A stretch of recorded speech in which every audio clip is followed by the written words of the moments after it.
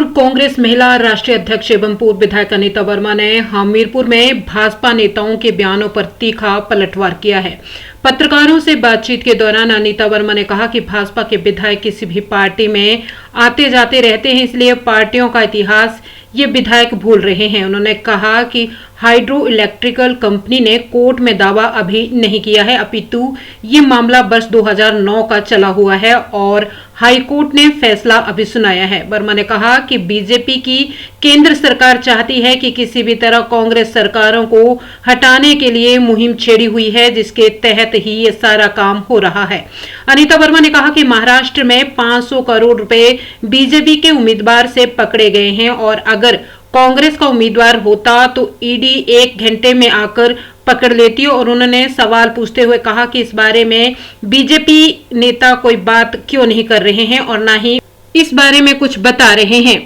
कि इतना करोड़ों रुपए कहां से उम्मीदवार के पास आया। सांसद अनुराग ठाकुर के बयानों पर अनीता वर्मा ने कहा कि कांग्रेस राष्ट्रीय अध्यक्ष खड़गे को पूरा हक बनता है कि बयानबाजी करने का, लेकिन इस तरह सांसद अनुराग ठाकुर को इस तरह के बयान नहीं देने चाहिए। उन्होंने कहा कि अगर किसी राज्य में गारंटियों को पूछने का पूरा हक रखते हैं, क्योंकि लोगों ने वोट देकर कांग्रेस की सरकार बनाई है, इसलिए पीएम मोदी और नड्डा को भी सबक लेते हुए बीजेपी सरकार वाले राज्यों में भी खड़गे की तरह काम करना चाहिए। अनुराग ठाकुर जी जो खड़गे साहब के लिए कह रहे हैं, मैं तो समझती हूँ कि खड़गे साहब अगर किसी भी जो कांग्रेस की सरकार चली है किसी भी स्टेट में,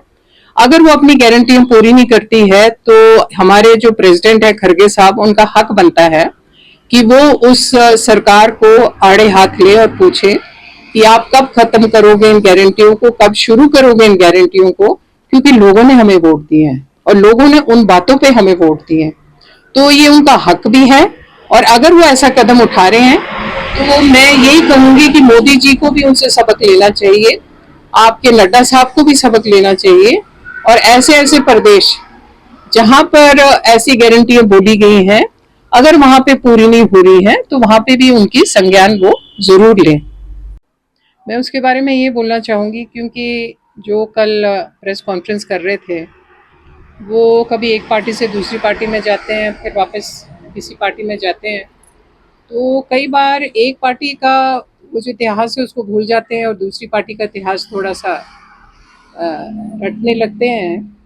क्योंकि अगर वो बीजेपी में अभी, तो उनको भी ध्यान रखना पड़ेगा कि उनके जो प्राइम मिनिस्टर हैं मोदी जी, उन्होंने भी काफ़ी सरकारी संपत्तियां जो हैं वो बेची थी, और ये जो बात कर रहे हैं कि ये संपत्ति कुर्क हो रही है, इस संपत्ति के ऊपर जिस कंपनी ने, हाइड्रो इलेक्ट्रिकल कंपनी जो है, जिसने दावा पेश किया था आपके कोर्ट में, तो ये कोई अभी थोड़ी पेश किया, 2 साल हुए। अगर ये केस चल रहा था क्योंकि 2009 में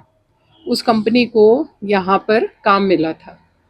उसके बाद तो बीजेपी की सरकारें आई, तो उन्होंने क्यों नहीं इसके बारे में सोचा या देखा कि क्या हो रहा है। आज आप अगर देखो तो पूरे हिंदुस्तान में जहाँ जहाँ कांग्रेस की सरकारें चल रही हैं, तो सेंटर में जो सरकार बैठी है वो कोशिश कर रही है कि किसी तरीके से हम जो कांग्रेस की सरकारें हैं उनको गिराएं और बताएं कि ये सब जो हैं ये करप्ट हैं, हम लोग जो हैं बिल्कुल साफ सुथरे हैं, हमारे में कोई खोट नहीं है, और इन सरकारों को हटाकर हम अपने बीजेपी की सरकार लगाएं और पूरे हिंदुस्तान में सिर्फ बीजेपी की सरकार चले। अब इनकी करप्शन का तो मैं एक छोटा सा उदाहरण आपको कल जो महाराष्ट्र में हुआ उसके बारे में बोलना चाहूँगी। 500 करोड़ रुपया एक बीजेपी के कैंडिडेट के यहाँ पकड़ा गया। अगर कांग्रेस का कैंडिडेट होता तो 1 घंटे में ईडी दिल्ली से आकर उसको पकड़ लेती और पैसे को जब्त कर लेती। लेकिन यहाँ पर सवाल ये है कि 500 करोड़ आया कहाँ से और कैसे उस 500 करोड़ को डिलीवर किया गया, इसका कोई जवाब नहीं है, ना बीजेपी इसके बारे में कोई बात करना चाह रही। तो आप समझ सकते हो कि ये सत्ता में आने के लिए कि महाराष्ट्र हमारे हाथ से ना जाए, एक तो सिर्फ आपको एक छोटा सा आपको उदाहरण दे रही हूँ, जो पैसे पकड़े गए हैं उसके बारे में भी एक बीजेपी के बंदे ने बोला कि वो पैसे बांट रहा है इतने और इतने पैसे हैं। तो उसमें सत्ता में आने के लिए अगर एक जगह इन्होंने 500 करोड़ दिए तो सोचो पूरे महाराष्ट्र में कहाँ कहाँ इन्होंने पैसे दिए ताकि ये बस सत्ता में आ जाए। मैं तो कहती हूँ कि अगर आप इतना महान बनना चाहते हो जो आप अपने आप को बताते हो,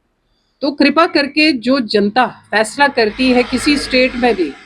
किसी भी राज्य में कोई भी सरकार लाने के लिए, कोई भी पार्टी को लाने के लिए, तो उस जनता का आप सम्मान कीजिए, उस जनता का आप प्रणाम कीजिए कि भाई कल को यही जनता, अगर आपने बड़े अच्छे काम पीछे किए होंगे तो आपको भी सपोर्ट करेगी। तो मैं यही कहूंगी कि ये जो कल इन्होंने कहा है कि कुर्क हो रही है, ऐसी कोई बात नहीं है। अगर क्योंकि जितना उन्होंने बताया पैसा, कोई भी स्टेट गवर्नमेंट है उसके पास काफ़ी पैसा होता है उस कुर्की से हटने के लिए या उस कुर्की से बाहर आने के लिए, लेकिन हमारे जो मुख्यमंत्री उन्होंने ठीक कहा, इसकी हम कानूनी लड़ाई लड़ेंगे और इसके बारे में फिर हम फैसला देंगे कि क्या करना है और क्या होगा।